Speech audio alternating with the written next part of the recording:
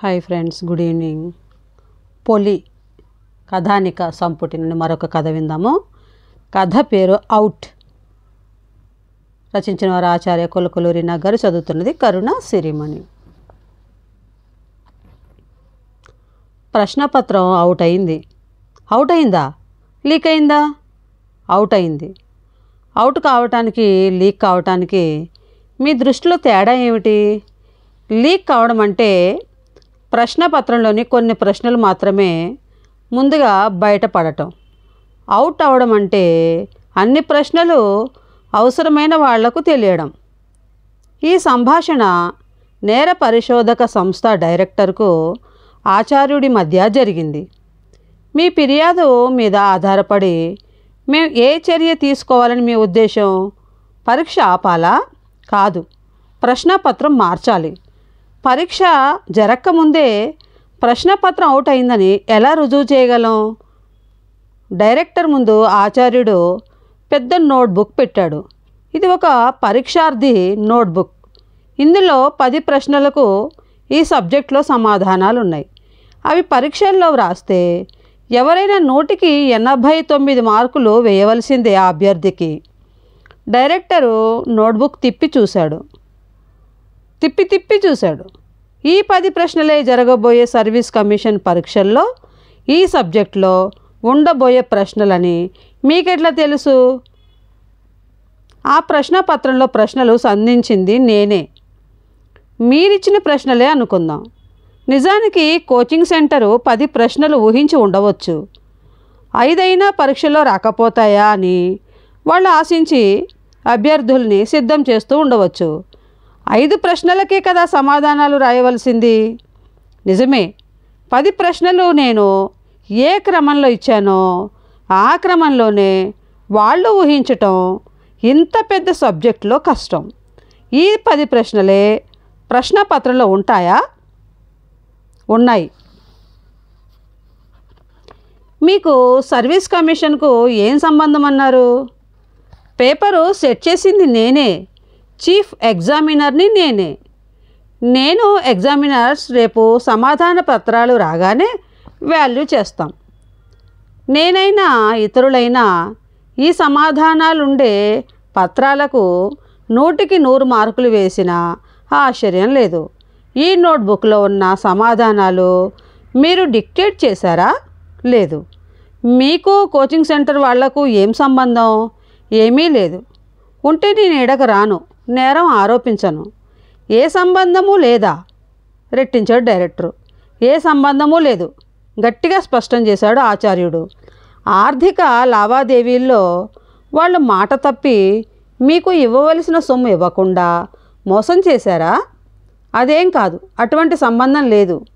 మీరే ఈ ప్రశ్నలు సమాధానాలు ఆ కోచింగ్ సెంటర్కు మాత్రమే ఇచ్చి మీ మధ్య పేచీలు వచ్చి ప్రశ్నపత్రం మార్చి పరీక్ష నిర్వహించాలనుకుంటున్నారా? కాదు. మరి 100కి 100 మార్కులు వచ్చే సమాధానాలు ఎలా సాధ్యమయ్యాయి? నన్ను ప్రశ్నపత్రం సిద్ధం చేయమని సర్వీస్ కమిషన్ అడిగింది. నేను పేపరు సెట్ చేశాను. ఏ ప్రశ్నకు ఏ సమాధానం ఎలా ఉండాలని నేను భావించానో ఆ అంశాలు స్థూలంగా రాసి కీ ఇవ్వమని కమిషన్ అడిగింది. ప్రతి ప్రశ్నకు సమాధానం కీలో 10 అంశాలు ఉంచాను. కొన్ని అంశాలు ఈ ప్రశ్నకు అభ్యర్థికి ఎంత సమాచారం తెలుసునని, కొన్ని అంశాలు ఎంత విశ్లేషణ సామర్థ్యం ఈ అభ్యర్థికి ఉంది అని, కొన్ని అంశాలు అభ్యర్థి సమన్వయం ఏమిటని, కొన్నింటి సబ్జెక్టు సమాజ సంబంధం ఏమిటని అభ్యర్థి భావిస్తున్నాడో తెలుసుకోవాలని తలచి ఒక ప్రశ్న, దాని సమాధానంలో 10 అంశాలు ఇచ్చాను.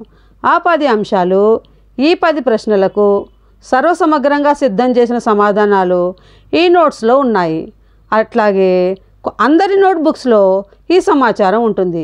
అది కోచింగ్ సెంటర్లోని ఈ సబ్జెక్టు లెక్చరర్ సిద్ధం చేసి డిక్టేట్ చేశాడు. ఆ లెక్చరర్కు మీరిచ్చిన 10 ప్రశ్నలు, వాటికి మీరిచ్చిన కీలు తెలుసునంటారు.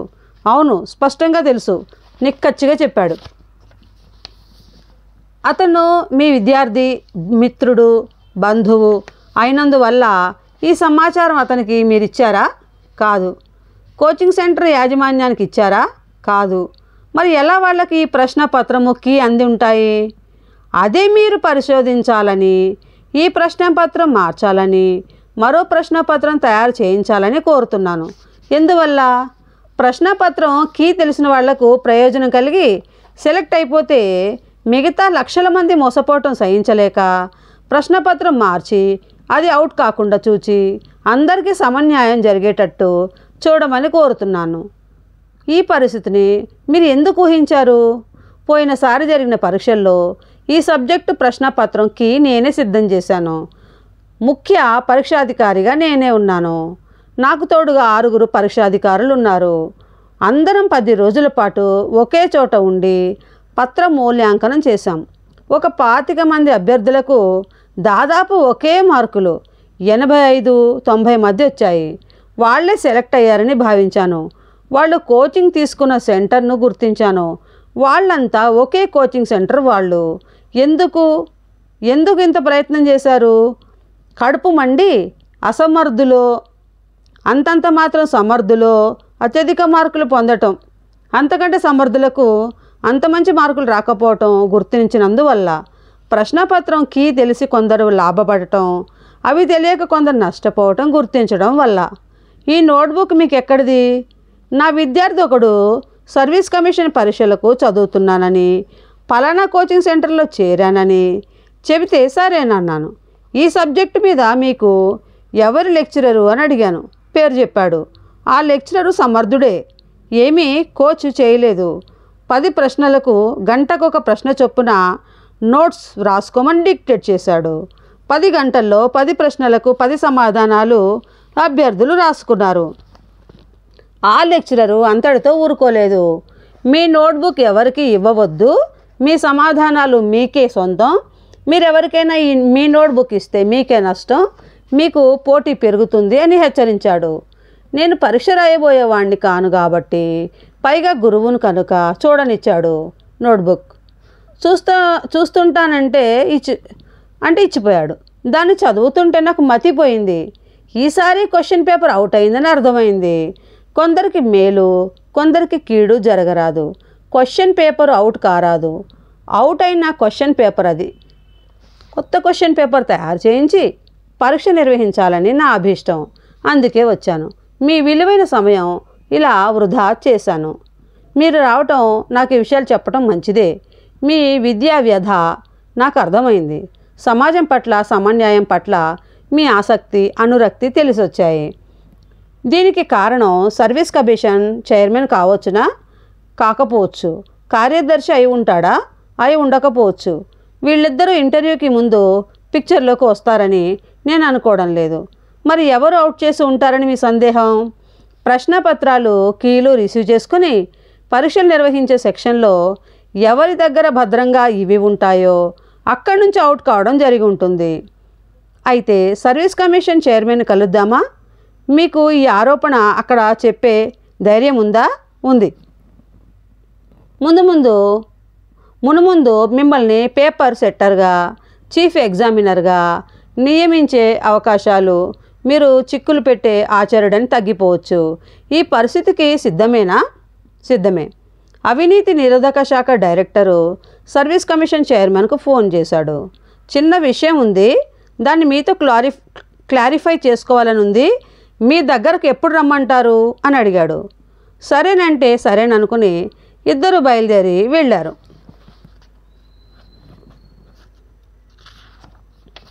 సర్వీస్ కమిషన్ చైర్మన్ డైరెక్టర్ రాక కోసం నిరీక్షిస్తున్నాడు. పరస్పరం పలకరింపులు, కరచాలనం తరువాత డైరెక్టరు ఆచార్యుణ్ణి పరిచయం చేశారు. కుశల ప్రశ్నల తర్వాత కాఫీ తాగాక చైర్మన్ అడిగాడు, ఏదో చిన్న విషయం అన్నారు? డైరెక్టర్ ఆచార్యుడి ఆరోపణ చాలా వివరంగా చెప్పాడు. చైర్మన్ దీర్ఘంగా ఆలోచించి అసాధ్యం అన్నాడు. మళ్ళీ చెప్పాడు, వీటి అవసరం ఇంకా రాలేదు. పరీక్షల తేదీలు ప్రకటించలేదు. ప్రశ్నపత్రాలు ప్రింటింగ్ ప్రెస్కు కూడా పంపలేదు. అవుట్ అయ్యే అవకాశం లేదు. ఆచార్యుడిని చూస్తూ డైరెక్టర్ అన్నాడు, మీరు చెప్పండి. అప్పుడు ఆచార్యుడు టేబుల్ ముందుకు వంగి, ఇది పలానా కోచింగ్ సెంటర్లో ఈ సబ్జెక్ట్లో సమర్థుడైన లెక్చరర్ చెప్పిన నోట్సు, అంతకుముందున్న ప్రశ్నలు చూపించి, ఈ ప్రశ్నలు నేను జరగబోయే పరీక్షా పత్రంలో సెట్ చేసిన ప్రశ్నలు యథాతథంగా ఉన్నాయి. ఏం మార్పు లేదా? చైర్మన్ అడిగారు. అక్షరం మార్పు లేదన్నాడు ఆచార్యుడు. మీ క్వశ్చన్ పేపరు సీల్ కూడా ఇంకా విప్పలేదు చైర్మన్ అన్నాడు. విప్పకపోతే ఈ ప్రశ్నలు బయటకు రావు. మీకు తెలియకుండా విప్పారెవరో మీ కమిషన్లో. అవి సీల్ చేసి ఉంటాయి. అవేమో నాకు తెలియదు. ప్రశ్నపత్రం అవుట్ అయింది. అయితే ఉండండి అని ఎగ్జామినేషన్ సెక్షన్లో సెక్షన్ ఆఫీసర్ని ఫోన్లో పలకరించాడు. సబ్జెక్ట్ పేరు చెప్పి ఆ క్వశ్చన్ పేపరు ఫైలు తీసుకురండి అన్నాడు. కొంచెం సేపట్లో అతను రావచ్చు. ఇంతలో చైర్మన్ అడిగాడు, మీరు ఒక ఉన్నత సంస్థ రహస్య కార్యాన్ని సందేహించారు. ఇలా ప్రశ్నించడం మమ్మల్ని అవమానించడంతో సమానం కాదా? సందేహం కాదు, వాస్తవం. అవమానించడం కాదు, గౌరవించటం. మీరు న్యాయం కాపాడతారని నమ్మకం అన్నాడు ఆచార్యుడు. సెక్షన్ ఆఫీసరు ఫైల్ తెచ్చి చైర్మన్ ఉంచాడు. మీరు బొండి అని సెక్షన్ ఆఫీసర్తో చెప్పాడు చైర్మన్. అతను వెళ్ళిపోయాడు. ఫైల్ తెరిచి సీల్ చేసి ఉన్న కవర్ తీసి ఆచార్యుడికి చూపించాడు. సీలు చూడండి, ఉంది కదా? ఆచార్యుడు చూశాడు. సీల్ ఉంది. మీరు భ్రమపడి నేర నిరోధక శాఖను, సర్వీస్ కమిషన్ను అవమానించారు అని తీక్షణంగా అన్నాడు చైర్మన్. నన్ను మన్నించాలి అన్నాడు ఆచార్యుడు. చెప్పండి అన్నాడు చైర్మన్. ఆ సీలు నా సీలు కాదు ఆచార్యుడు చెప్పాడు. ఏమిటి అన్నాడు చైర్మన్. వాట్ అన్నాడు డైరెక్టరు. ఇది ఎవరో దొంగతనంగా నా సీల్ చేయించారు అంటే అన్నాడు చైర్మన్. నా కవర్ సీల్ తీసి, క్వశ్చన్ పేపర్ తీసి, కీ తీసి, దానికి నకలు దీనికి నకలు తీసుకొని మళ్ళీ కవర్లో పెట్టి సీల్ చేశారు. ఎట్లా రుజువు చేస్తారు? నా సీలు నా సంతకం అన్నాడు ఆచార్యుడు. చైర్మన్ ఆగి ఫైల్ చూసి కరస్పాండెన్స్ చూసి, ఇది మీ సంతకమే కదా? నా సంతకమే. అదే కదా ఈ సీలు? అవును. మరి సమస్య ఏమిటి? నేను వేసే నా సీలు సైజు చిన్నది, ఇక్కడున్న సీలు పెద్దది.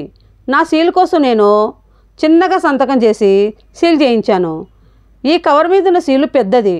నేను మీకు రాసిన లేఖల్లో ఉండే సంతకంతో ఈ సీల్ చేయించి దీని మీద లక్క కరిగించి పోసి సీలు ముద్రించి భద్రంగా ఉంచారు.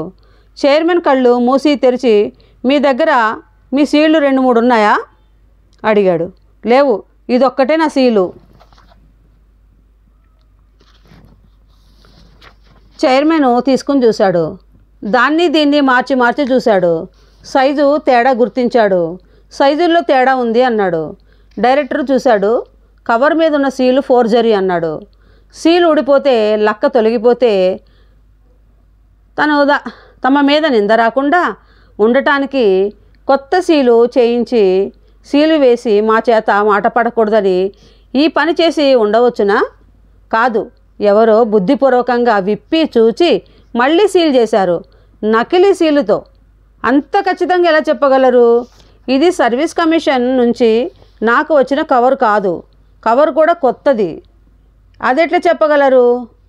పేపరు సెట్టర్లందరికీ ఈ కవర్లే పంపుతాము. అందులోనే ఫ్రమ్ అడ్రస్ లేకుండా ఈ కవర్లు వస్తాయి. నాకు వచ్చిన కవర్లన్నీ ఒక ట్యాగుకు గుచ్చి వస్తాయి. క్వశ్చన్ పేపరు ఒక కవర్లో పెట్టాలి, కీ ఇంకో కవర్లో పెట్టాలి, రెండింటినీ సీల్ చేయాలి.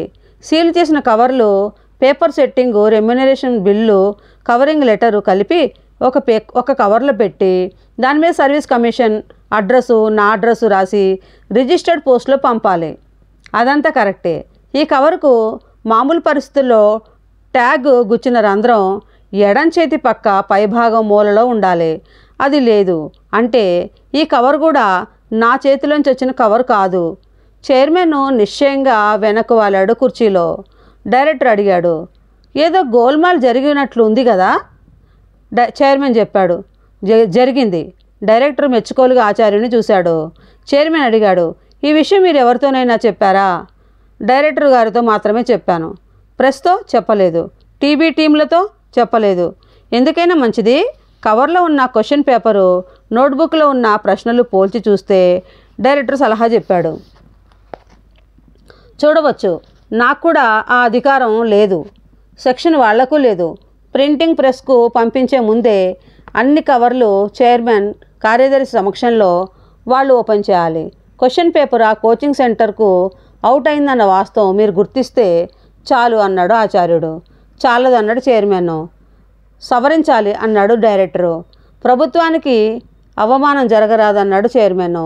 ప్రజలకు, పరీక్షార్థులకు, అభ్యర్థులకు న్యాయం జరగాలన్నాడు డైరెక్టరు. ఒక తప్పును సవరించడానికి మరో తప్పు చేయటానికి మీరు అనుమతిస్తే చేస్తానన్నాడు డైరెక్టరు. చేయండి అన్నాడు డైరెక్టరు. మీ ఇష్టం అన్నాడు ఆచార్యుడు. మీరిద్దరు సహాయం చేస్తేనే నేను ఈ పని చేయగలను. ఇద్దరు తలూపారు. చైర్మన్ పరీక్ష పత్రం కీ ఉన్న కవరు సీల్ తీశారు. లోపల ప్రశ్నపత్రం ఉన్న కవరు కీ ఉన్న కవరు చింపి నోట్స్తో పోల్చి చూచి తల ఊపి ఎదుట ఉన్న ఇద్దరికి చూపించాడు. ఆచార్యుడు ఆనందించాడు. డైరెక్టరు అభినందించాడు. మీరొక సహాయం చేయగలరా ఆచార్యుడిని అడిగాడు. చేయగలను అని సమాధానం. జరిగిన తప్పును సవరించేదా డైరెక్టర్ని అడిగాడు. తప్పకుండా అని హామీ లభించింది. ఆ కోచింగ్ సెంటరు మేలు పొందకుండా అభ్యర్థులందరికీ సమంగా అవకాశం ఉండాలంటే మరో క్వశ్చన్ పేపరు సెట్ చేయాలి. చేస్తారా? చేస్తాను. చేయనిస్తారా డైరెక్టర్ను అడిగాడు. చేయండి, కానీ దోషులను శిక్షించాలి. అది ముళ్ళ మీది బట్ట, మురికి ముఠ. బట్ట చిరక్కుండా, కంపు రాకుండా, అభ్యర్థులు నష్టపోకుండా న్యాయం చేద్దాం, వాళ్లను శిక్షిద్దాం. సంతోషం అన్నాడు డైరెక్టరు. నవ్వాడు ఆచార్యుడు తన కృషి ఫలించినందుకు. ముగ్గురికి లంచ్ తెప్పించాడు. లంచ్ కాగానే డైరెక్టరు వెళ్తానన్నాడు. బతిమాలితే కూర్చున్నాడు. ప్రొఫెసర్ కొత్త క్వశ్చన్ పేపరు సెట్ చేయటానికి, కీ సిద్ధం చేయటానికి మీకు ఎంత సమయం అవసరం? ఆచార్యుడు నిశ్చేష్యుడయ్యాడు. 2 గంటలు, గంటన్నర, గంట అన్నాడు. దయచేసి ఇప్పుడే చేయండి అన్నాడు చైర్మన్ డైరెక్టర్ మాట్లాడుకుంటూ ఉండగా క్వశ్చన్ పేపరు సిద్ధం చేయడం, కీ రూపొందించడం, కవర్లలో పెట్టడం, వాటిని పెద్ద కవర్లు పెట్టడం, సీల్ చేయడం అయిపోయింది. గ్రేట్ ప్రొఫెసర్ అన్నాడు చైర్మన్. ఆచార్యుడు నవ్వాడు. డైరెక్టరు ఆచార్యుడిని ఆలింగనం చేసుకున్నాడు. ఈ సమాచారం ఏమీ ఎక్కడ పొక్కరదని ముగ్గురు ఏకవాక్యం మీద నిలబడ్డారు. ఈ కవరు ఈ ఫైల్లో ఉంటుంది, ఈ ఫైలు నా అల్మార్లో ఉంటుంది. ప్రింటింగు సమయం దాకా బయటకు రాదు, నాది హామీ. ఆచార్యుడు నోట్బుక్ తీసుకున్నాడు. బయటకు వెళుతూ ఆచార్యుడు అన్నాడు, అన్ని ప్రశ్న పత్రాలు అవుట్ అవుతున్నాయని నా అనుమానం. అది నిజం కాదని మీ ఆత్మ నమ్మితే చాలు. చైర్మన్ ముఖమంతా వెలిగింది. మేలు జరుగుతుంది అన్నాడు డైరెక్టరు. ఆచార్యుడు నవ్వాడు.